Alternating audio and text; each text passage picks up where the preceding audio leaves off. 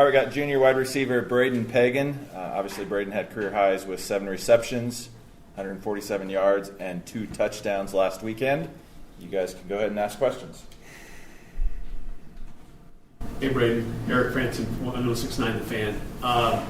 Just your reactions to the game, a career night for you, and just kind of how you've been developing so far in this Utah State system and having a breakout game like you did on Saturday.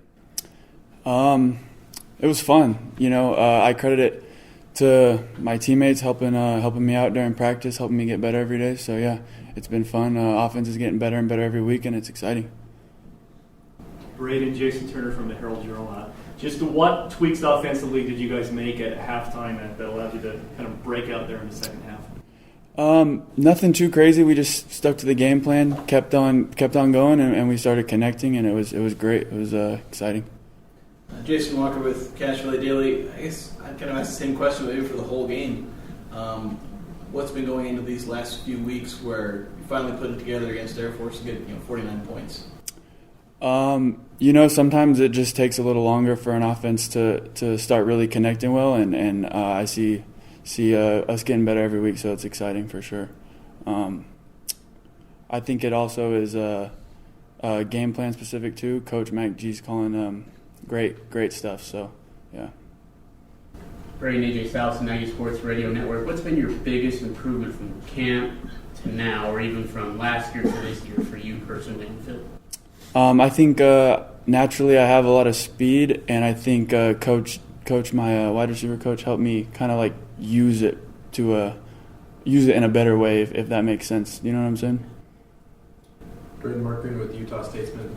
If I remember right, someone can correct me if I'm wrong, but this is a receiving group that didn't return any production this year. What's it kind of just been like, through camp, through this season, kind of building that relationship and getting to the point where everyone's having breakout games? It's not an easy thing, like we're all different guys coming from different parts, different colleges, and we just got a lot of great guys surrounding us, so it's good.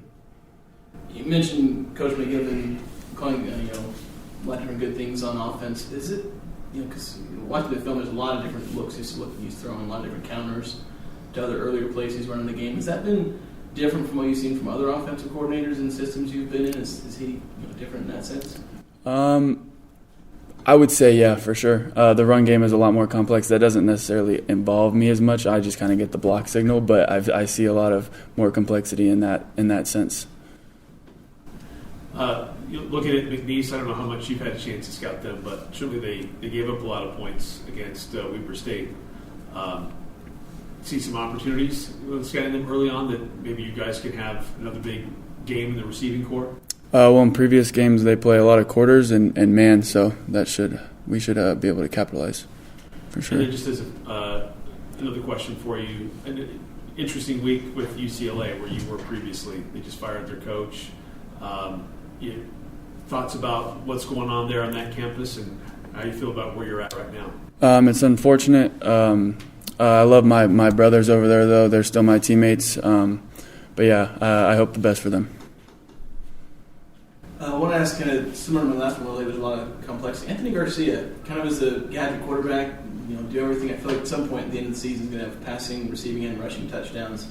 Just what have you seen from him as far as his involvement in catching the defense off guard with what he's, kind of surprise comes in and suddenly he's involved in the play?